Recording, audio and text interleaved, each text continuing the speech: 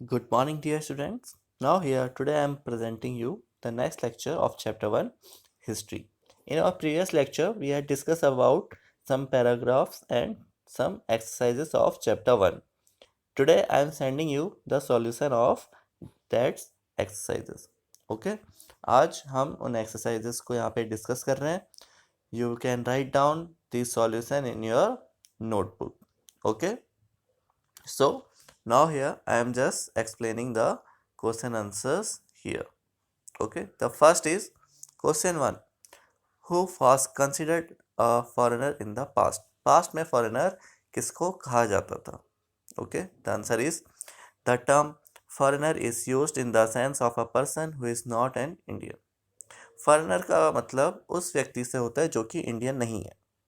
But in the medieval period, it was applied to any stranger who appeared, say, in a given village, someone who was not a part of society or culture. लेकिन medieval period में foreigner का मतलब उस अजनबी से होता था जो कि उस सोसाइटी का नहीं होता था, उस गांव से कोई ताल्लुक नहीं रखता था और उस कल्चर से भी उसका कोई रिलेशनशिप नहीं होता था. उसे फॉरेनर कहा करते थे. In this sense a forest dweller was a foreigner for a city dweller. इस तरह से एक जंगल में रहने वाला व्यक्ति एक शहर में रहने वाले व्यक्ति के लिए फॉरेनर हो सकता है.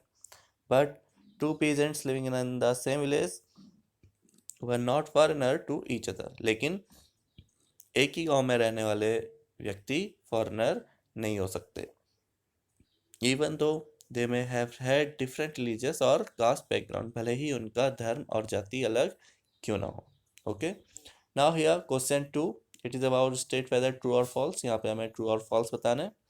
The first is we do not find inscription for the period after 700. क्या हमें 700 साल के बाद के इंस्क्रिप्शन नहीं मिलते हैं? It is false.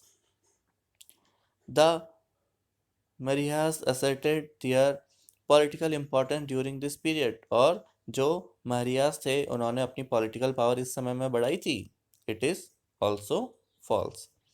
Forest dweller were sometimes pushed out of their lands with the spread of agriculture settlement. ये जो फॉरेस्ट dweller थे ये कभी कभी अपनी आसपास के जंगलों को काटकर एग्रीकल्चर के लिए यूज़ करते थे. Yes, it is true. Sultan Ghiyasuddin Balban controlled Assam, Manipur and Kashmir. क्या गियासुद्दीन बलबन का साम्राज्य असम, मणिपुर और कश्मीर तक था? No, it is false. Now question 3. Here are fill in the blanks. यहाँ पे कुछ फिलअप्स हैं जो हमें कंप्लीट करने. आंसर नीचे दिए गए. लाइक आर्काइव और प्लेस वियर मैन्यूस्क्रिप्ट्स वर केप्ट. आर्काइव्स वो जगह है जहाँ पर मैन्यूस्क्रिप्ट रखे जाते हैं. डैश वाजा 14th century chronicle. 14th century का क्रॉनिकल कौन था? Ziauddin Barani. Dash dash dash and dash were some of the crops introduce into the subcontinent during this period. इस समय में कौन सी नई फसलें सब कॉन्टिनेंट में आई थी? And these were potatoes, corn, chilli, tea and coffee. ये सभी क्रॉप उस समय में इंट्रोड्यूस हुई थी.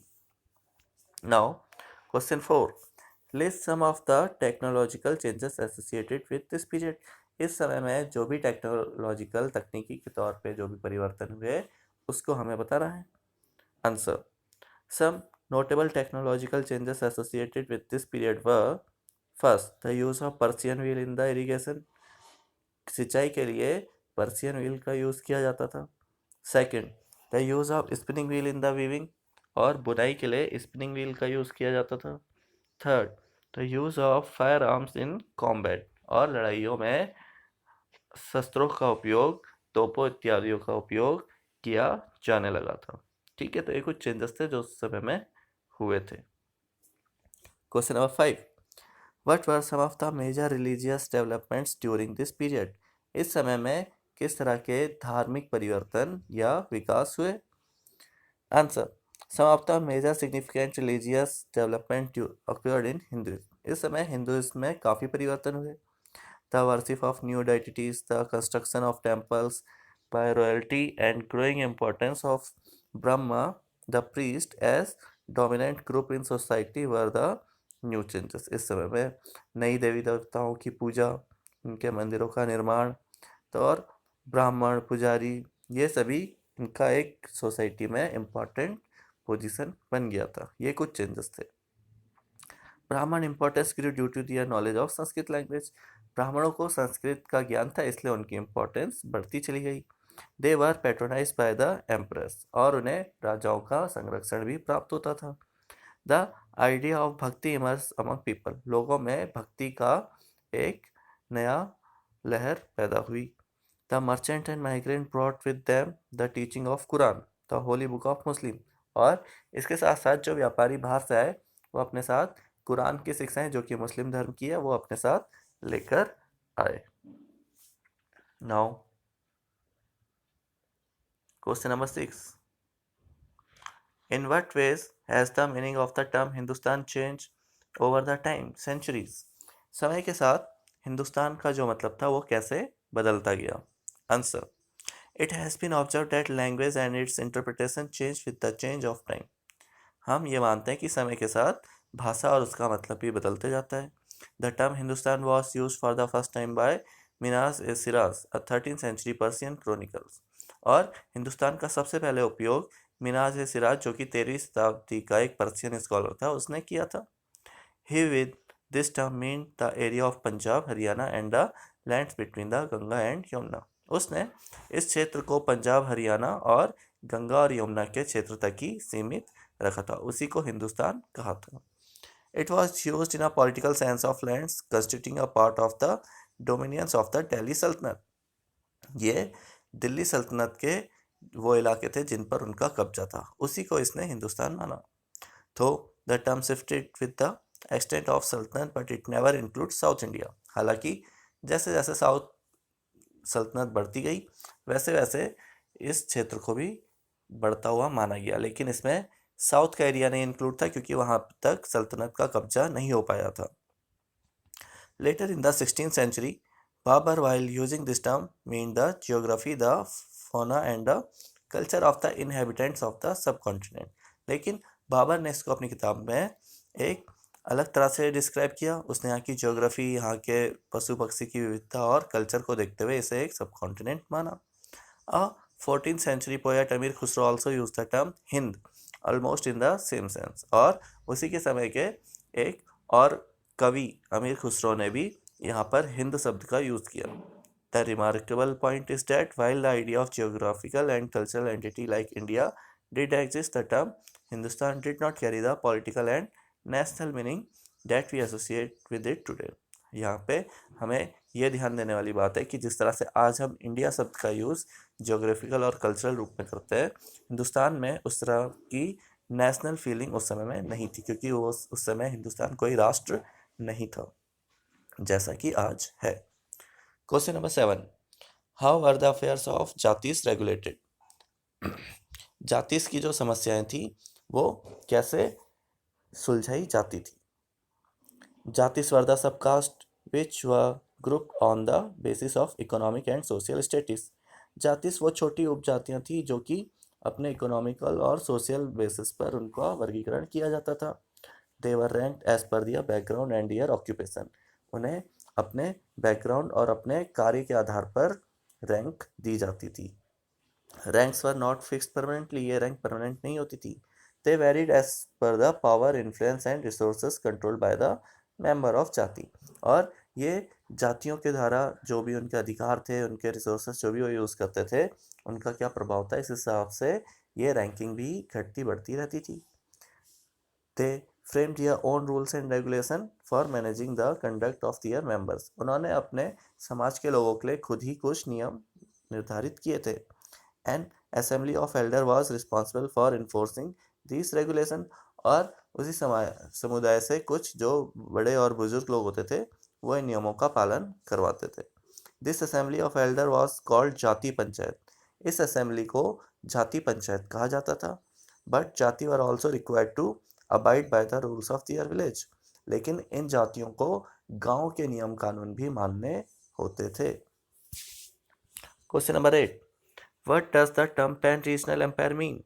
यहाँ पर एक टर्म जो पैन रीजनल एम्पायर है इसका क्या मतलब होता है?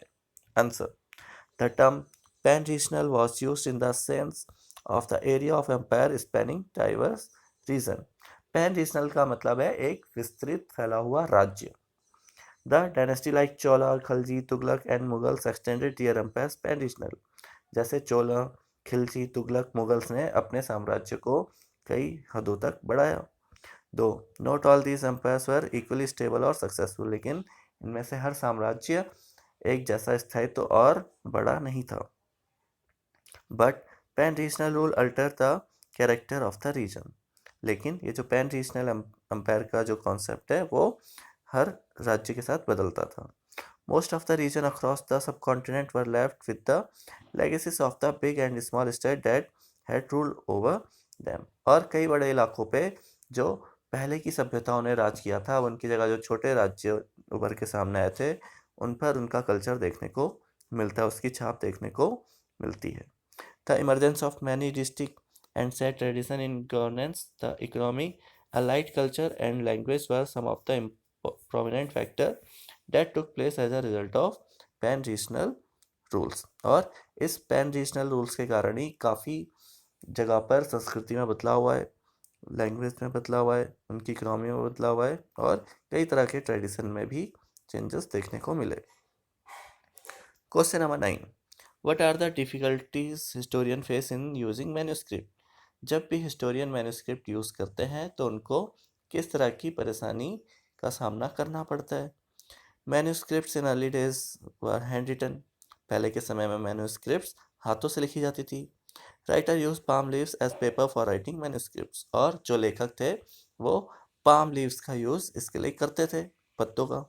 The historians use to copy down those manuscripts. और इतिहासकार उन मैन्यूस्क्रिप्ट्स को कॉपी किया करते थे. Different historians presented their version in their own way, as many of the words or sentences were beyond their understanding. और इतिहासकारों ने अपने अपने अनुसार इनका मतलब निकाला, क्योंकि कई इतिहासकार कुछ शब्दों को पढ़ने में असमर्थ थे, तो उनका अपना मतलब निकाल लिया करते थे. सो दे कॉपी व्हाट दे अंडरस्टूड. तो उन्हें जो लगता था वो उसी को कॉपी किया करते थे. Later it was difficult to recognise which one was the original manuscript. और कुछ समय बाद ये बड़ा ही मुश्किल हो गया कि इनमें से ओरिजिनल मैन्यूस्क्रिप्ट कौन सी है. Historians interpreted the fact as per the manuscript which they got. और हिस्टोरियन इसी तरह से मैन्यूस्क्रिप्ट का एक इंटरप्रिटेशन करते थे, अनुमान लगाते थे और उसे लिखते थे. Hence we find a number of facts with different illustration in history. इसीलिए हम हिस्ट्री में अलग अलग अवधारणाओं वाले रिकॉर्ड्स को पाते हैं. Now, question number 10. How do the historians divide the past into periods? Do they face any problem in doing so? यानी इतिहासकार समय को कैसे विभाजित करते हैं और क्या इसके लिए उनमें कुछ परेशानियां भी होती हैं. Time is not just passing of hours, days और ईयर्स फॉर हिस्टोरियन. हिस्टोरियन के लिए समय सिर्फ गुजरते हुए दिन, साल या सिर्फ घंटे नहीं है. Instead, it is the reflection of social, economic, cultural and religious changes that occur through the ages. और ये साथ साथ में एक तरह का प्रभाव है जो कि समय के साथ सोशल, इकोनॉमिक, कल्चरल और रिलीजियस चेंजेस समय के साथ में हुए हैं उसको दिखाने का. Division of pass into large segment. इसलिए कई बड़े बड़े सेगमेंट में समय को तोड़ा गया है. Make it easy to study time for historian. British historian in the middle of the 19th century divide into 3 periods. ताकि हिस्टोरियन समय को आसानी से पढ़ पाए, उसे कैटेगराइज कर पाए. और इसीलिए ब्रिटिश हिस्टोरियन ने 19th सेंचुरी में हिस्ट्री को 3 भागों में बांटा. It is Hindu, Muslim and British. This decision was made on the basis of the fact that no significant change other than the religion of the rulers could occur during this period. और उन्होंने ये माना कि सिर्फ धर्म परिवर्तन के अलावा अन्य किसी तरह के चेंजेस अलग अलग शासकों के समय में हुए होंगे. But as a matter of fact, this division ignored the rich diversity of the subcontinent. लेकिन वास्तव में इस डिवीजन ने इस सबकॉन्टिनेंट की जो विविधता है, डाइवर्सिटी है, उसको इग्नोर किया. Few historians take this periodization even today, while most of them take the economic and social factor into account in order to characterize the major elements of different moments of the parts. कुछ historians आज भी इस तरह के division को मानते हैं, जबकि दूसरे कुछ इतिहासकार वो सोशल और कल्चरल चेंजेस को अहमियत देते हुए उसका अध्ययन करते हैं. The history of the past 1,000 years has seen considerable changes. और इतिहास में हजारों सालों से कई तरह के परिवर्तन देखने को मिले हैं. As a result, the 16th century was not the same as the 18th century or the 8th or 11th century. और यही कारण है कि जैसे 16वीं शताब्दी 18वीं शताब्दी से बिल्कुल अलग थी और जैसे 8वीं शताब्दी 11वीं शताब्दी से बिल्कुल ही अलग थी. Hence, it is very difficult for the historians to describe the entire period as one historical unit. इसलिए historians के सामने ये समस्या आती है कि वो हिस्ट्री को एक ही यूनिट में नहीं दिखा सकते, उन्हें डिवीजन करना ही पड़ता है. Okay, so dear student, this is for today. These are the solution. What is your homework? Just write down the solution in your notebook, and if you have any doubts you can ask me. Okay, thank you. Have a good day.